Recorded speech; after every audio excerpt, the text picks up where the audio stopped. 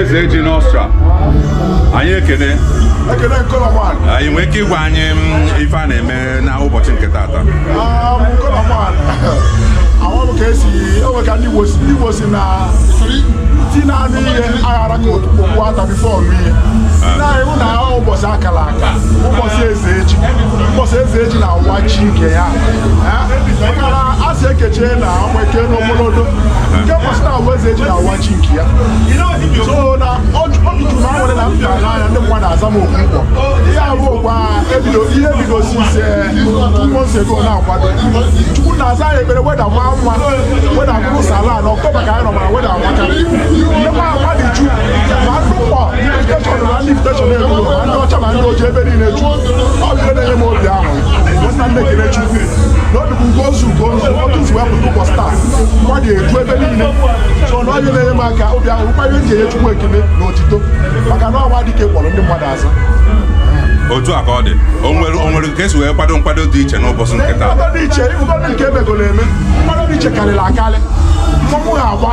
ndị Igbo eze ịna-enwe ka si akwado ndị Igbo eze ya akwụ Igbo eze ha ji edufute Ezeji ndị Igbo n'Austria mmọnwụ ga-agba achịkwu ya gbata taa ndị mmadụ ga-afụ n'anya akwete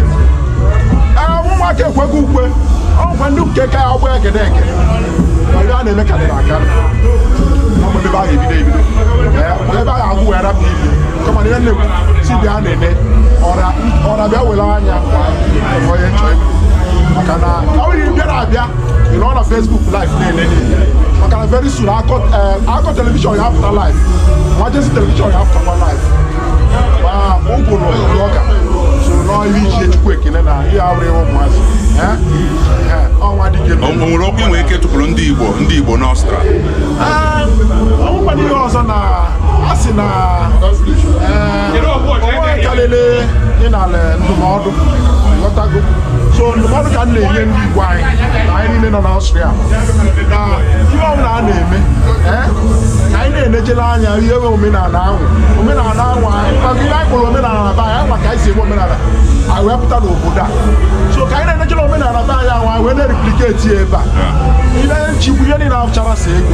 sometimes anyị eme otu esi eme omenala otu esi eme ya na anyị repliketi ya ebe a ihe na-ewere na-aga n'usoro so ndụmọdụ na-enye ebe biko onye ọbụla onye na-asị na ibe na-emete mana ibe ara emete mana onye ọbụla gaa back to round table esite together